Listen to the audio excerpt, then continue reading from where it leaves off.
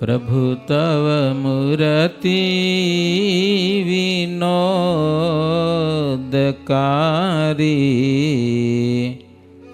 પડપણ તે વિસરે નહીં વિસારી, જુગલ ચરણ સોળ ચિહ્ન જે નજર સમીપ તરે અમારી તે નજર સમીપ તરે અમારી તે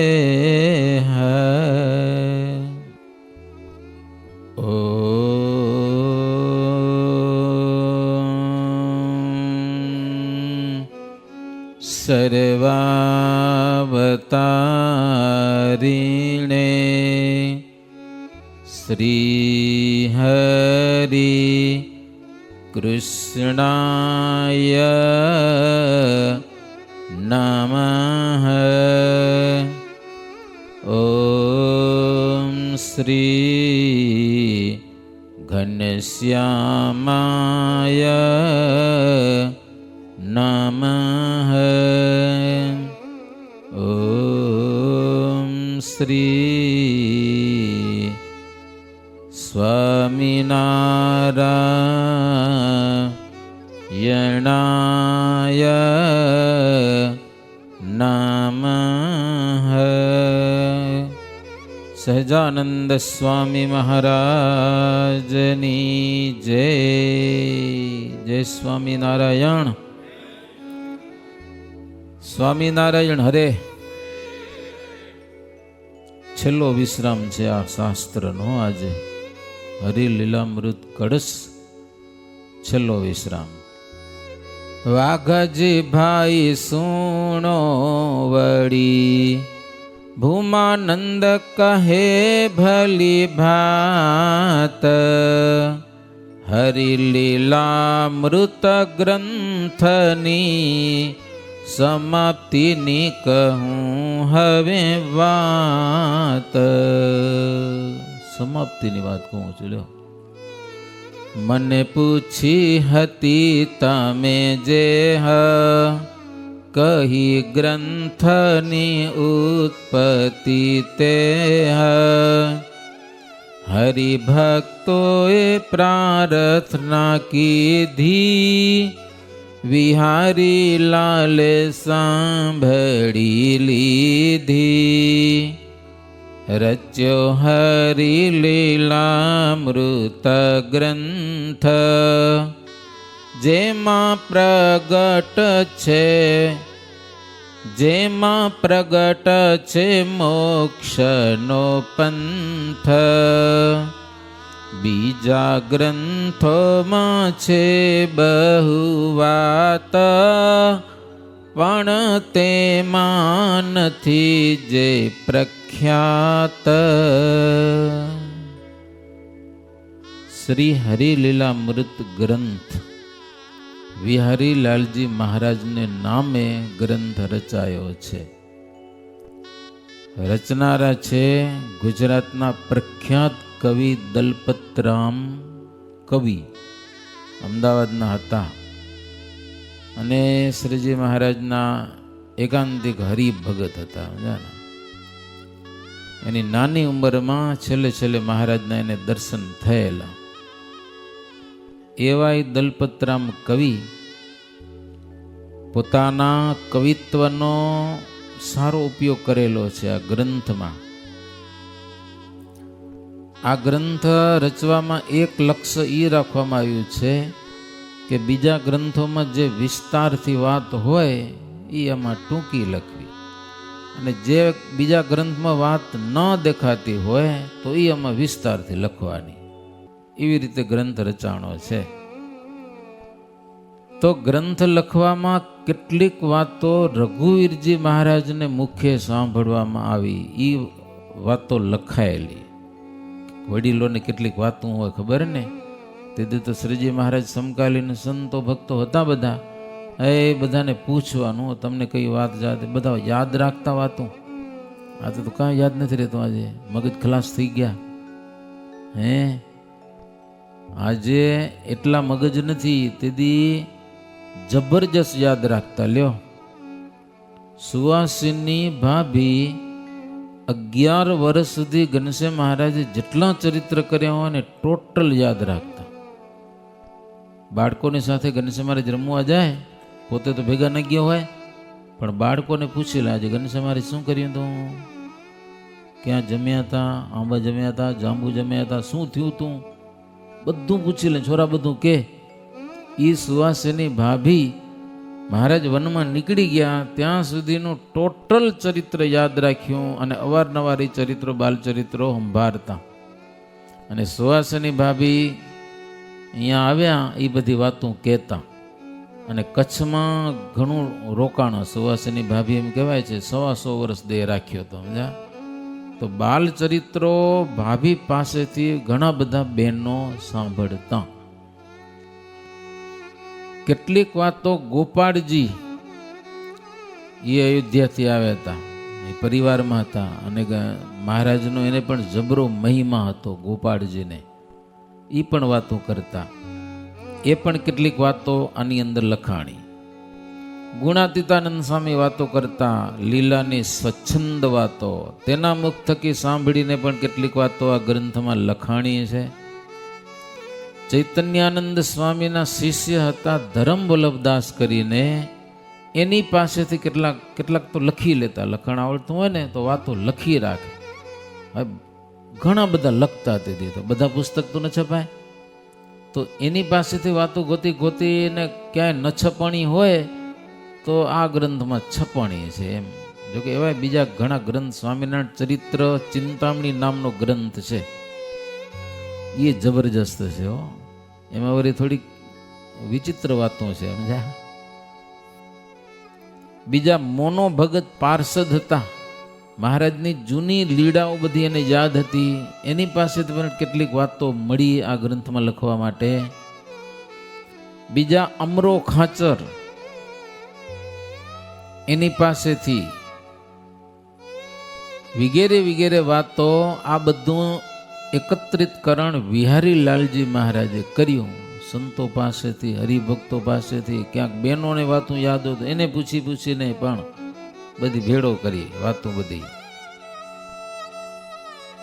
અને એ બધી વાતોમાંથી સરસ મજાનો ગ્રંથ રચાણો, હરિભગતને હરખ દેનારો.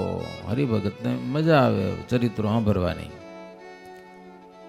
ભૂમાનંદ સ્વામી કહે, વાઘજી ભાઈ, ધન્ય છે એ આચાર્યને કે સરસ મજાના ગ્રંથો રચાવ્યા હો. આચાર્યનું કામ કહેવાય ને. ગ્રંથો થકી સંપ્રદાયની શું થાય? પ્રખ્યાતિ થાય. પ્રખ્યાતિ ગ્રંથો વડે કરીને. જેના ગ્રંથ ઘણા એ આચાર્ય મોટા કહેવાય. એટલે જો મહારાજ સમયે ઘણા બધા સંતો ગ્રંથો લખી ગયા, અને પછી પણ કેટલાક લખાણા. મહારાજ ધામમાં ગયા પછી લખાણો હશે. આધારાનંદ સ્વામી ગ્રંથ લખ્યો હશે, એ મહારાજ ધામમાં ગયા પછી શરૂઆત કરેલી એની બધી. લગભગ 29 વર્ષ પછી શરૂ થયો લખવાનું.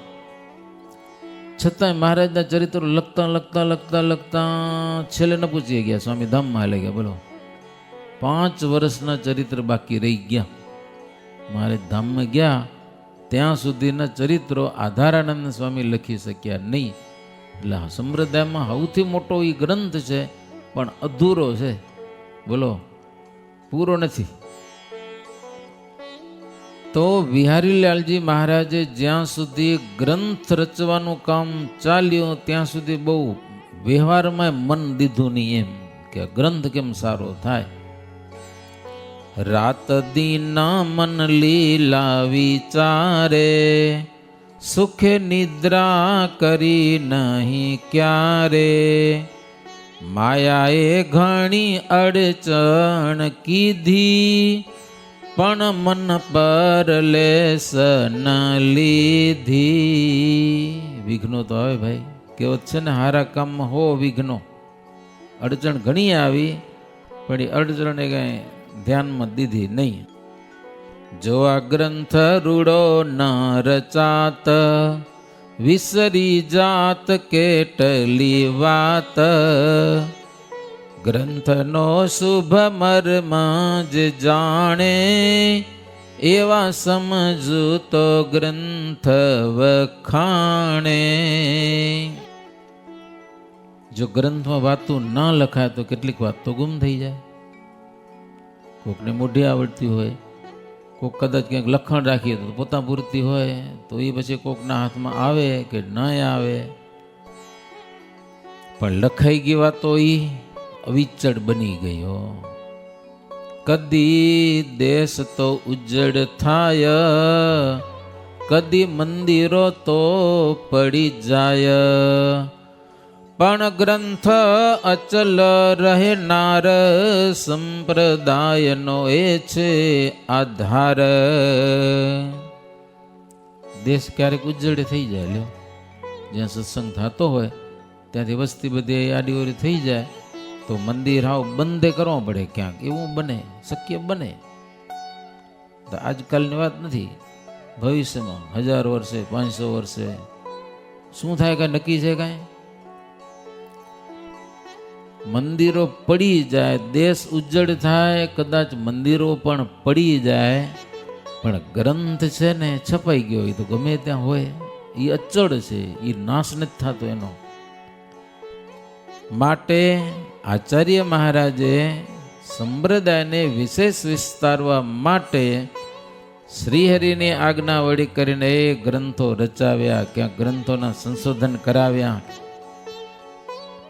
તેને કારણે વ્યારીલાલજી મહારાજે વિશાળ ગ્રંથ રચ્યો. આહો, જે ગ્રંથ સાંભળશે એ રાજી થશે, તેથી ભગવાન રાજી થશે. આશા શું હોય? જે સાંભળશે સાંભળીને રાજી થશે. અમે સંતો કથા કરીએ તો અમારી બીજી શું આશા હોય? તમારે જો હરિભગત રાજી થાય તો આપણા હવના અંતરમાં ભગવાન બેઠા છે, એ રાજી થાય. રાજી કરવું એ મોટા મોટી મૂડી છે. યશ કીર્તિ મળે કે ન મળે, અને યશ આપણો વધે તો શું ને ન વધે તો શું. દુનિયામાં માન સન્માન બહુ વધે તો શું ને ન વધે તો શું. મરી જવાનું પછી કાંઈ નથી રહેવાનું ને. એના કરતાં આપણા ભગવાનનો યશ વધારીએ, સત્સંગનો યશ વધારીએ, સમજ્યા ને, ભગવાનનો મહિમા વધારીએ. આપણું વધારવામાં કાંઈ ન વરે. શું વરે? આપણે એકદમ મરી જવાના, એટલે કાંઈ નથી રહેવાનું અસ્તિત્વ. તો ગ્રંથ એટલા માટે રચ્યો છે, એ સંતો હરિભક્તો સાંભળશે, રાજી થશે, તો મહારાજ પણ રાજી થશે. તો એમાં કેટલીક અલંકારની યુક્તિઓ પણ સારી સારી અંદર ગોઠવી છે. રાગ રાગીણી પણ બહુ સરસ છે, પંડિતોને પણ બહુ પ્રિય લાગે એવો ગ્રંથ છે. એવી અંદર યુક્તિઓ છે. કોવિદ કાજે કરી છે. અંદર જે મેં અટપટી વાતો છંદ દોહા લખ્યા છે ને, એ કવિઓ માટે છે. કવિઓને મજા આવે, સમજ્યા કે નહીં? દેહનો નદીસે નિર્ધાર, ચિત્તમાં કરી એવો વિચાર. ગ્રંથ રચતા ઉતાવળ કરી, કાવ્ય યુક્તિ ઝાઝી નથી ધરી. કે લ્યો, બીક લાગે ને, મરી જાશું તો ગ્રંથ અધૂરો રહી જશે, એટલે થોડીક ઉતાવળ કરી ગ્રંથ લખવામાં. એટલે કાવ્યની યુક્તિઓ બહુ નથી કરી, થોડી ઝાઝી કરી છે, બહુ નહીં એમ. ગ્રંથ કરતા સમાપન એહ, સ્તુતિ આચાર જે કરી જેહ. તેહ હું તમને સંભળાવું, ઉરમાં અતિ મુદ ઉપજાવું. હે ગ્રંથ સંપૂર્ણ થવા આવ્યો છે, તો છેલ્લે છેલ્લે આચાર્ય મહારાજ એટલે બિહારીલાલજી મહારાજે પણ શ્રીજી મહારાજની સ્તુતિ કરેલી છે. છેલ્લે છેલ્લે ભૂમાનંદ સ્વામી કે એ પણ હું તમને સંભળાવું. જો કથા ઘણી પ્રકારની હોય, એક તો લીલા ચરિત્રોની કથા હોય, પછી ઉપદેશની પણ કથા હોય છે, ક્યાંક ભગવાનની સ્તુતિ પ્રાર્થનાની પણ કથા હોય છે. તો બધી કથાની જરૂર છે. ક્યાંક ઉપદેશ, ક્યાંક આત્મા પરમાત્માના જ્ઞાનની કથાઓ હોય, ક્યાંક ક્યાંક ક્યાંક ભગવાનના મહિમાની વાતો આવે, તો એ બધી જરૂર છે. સમજ્યા કે અહીંયા સ્તુતિ, તો ભગવાનની સ્તુતિ કરવાની જરૂર છે. પ્રાર્થના કર્યા વિના ભગવાન ક્યાં સાંભળી લેવાના આપણે? ભગવાનની સ્તુતિ પણ થવી જોઈએ. એટલે છેલ્લે વિહારીલાલજી મહારાજની સ્તુતિ કરે છે. અહો શ્રીજી સ્વામી શુભ અચળ ધામી, પ્રભુ તમે કૃપાના હે સિંધુ, તવ ચરણના સેવક અમે.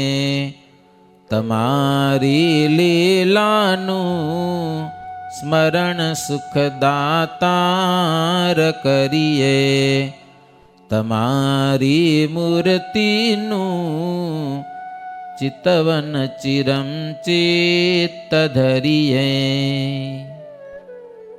અહો શ્રીજી સ્વામી શ્રીહરિ, તમે અચળ ધામી છો.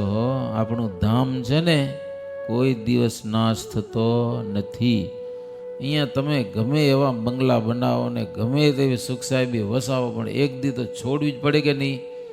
પણ જિંદગીમાં એકવાર દિલથી હરિભજન કરીને ધામમાં જો પહોંચી જઈએ ને તો એ અચળ સુખ છે. હો ક્યારે એ સુખ નાશ પામતું જ નથી. દુઃખ ક્યારે કંઈ આવતું જ નથી. તમારી લીલાનું સ્મરણ, કોઈક લીલાનું સ્મરણ કરે ને સુખદાતાર મહાસુખ મળે એને. પ્રભુ આપણી મૂર્તિનું કોઈ ચિંતન કરે તો એને પણ ચિરમ સુખ મળે એમ. તમારી લીલાનું કોઈ વર્ણન કરે, તમે બુદ્ધિ પ્રેરી તત્પર રહ્યા વિઘ્ન હરવા, તો તમે એને બુદ્ધિ પ્રેરો છો, એના વિઘ્નને દૂર કરો છો. પ્રભુ આ ગ્રંથ કરવામાં ઘણા બધા વિઘ્નો આવ્યા, પણ તમે બહુ કૃપા કરી અને છેલ્લે પહોંચ્યા કે ગ્રંથમાં અંતે પહોંચ્યા છીએ. કર્યો પૂરો ગ્રંથ પ્રભુ તવ પ્રતાપે મુદ ભરી. હે મહારાજ, આપણી કૃપા વડે કરીને જ આ ગ્રંથ પૂર્ણ થયેલો છે. વળી રઘુવીરજી મહારાજે અને ભગવત પ્રસાદજી મહારાજે પણ ઘણા બધા ગ્રંથો રચ્યા. આચાર્ય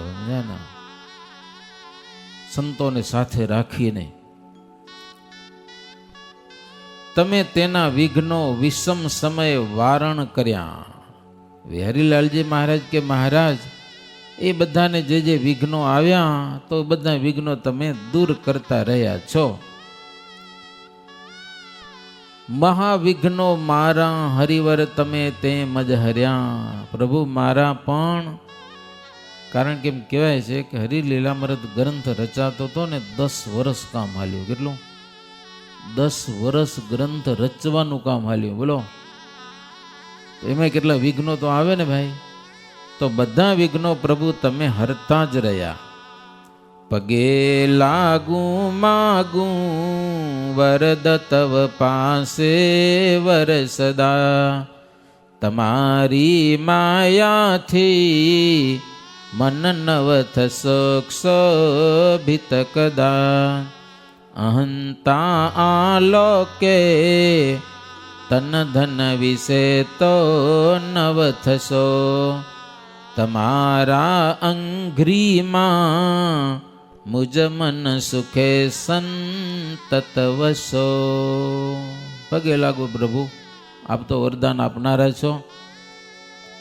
અમારા મન પ્રભુ આપણી માયાથી ક્યારે પણ ક્ષોભિત થાય નહીં. જીવનમાં ક્યારે પણ અહમતા મમતા ન થાય. તન વિશે ધન વિશે પ્રભુ આપણા ચરણ કમળમાં મુજ મન સતત રહે. બસ ચરણમાં મન રહે એવું માગીએ છીએ. બીજું પ્રભુ, આ લોકમાં રહ્યા છીએ, જાત જાતના વાયરા આવે, ગમે તેવી વાતો આવે, પણ પ્રભુ આપણા ભક્તોનો કોઈ દિવસ અમારા હૃદયમાં અવગુણ અભાવ ન આવે. હા, વળી તમારી આજ્ઞાનું પ્રભુ ક્યારે પણ ઉલ્લંઘન ન કરીએ. તમારા સંતોનું હંમેશા સેવન કરીએ, સેવા કરીએ. વળી પ્રભુ તમારા ભક્તોમાં હંમેશા હેત હજો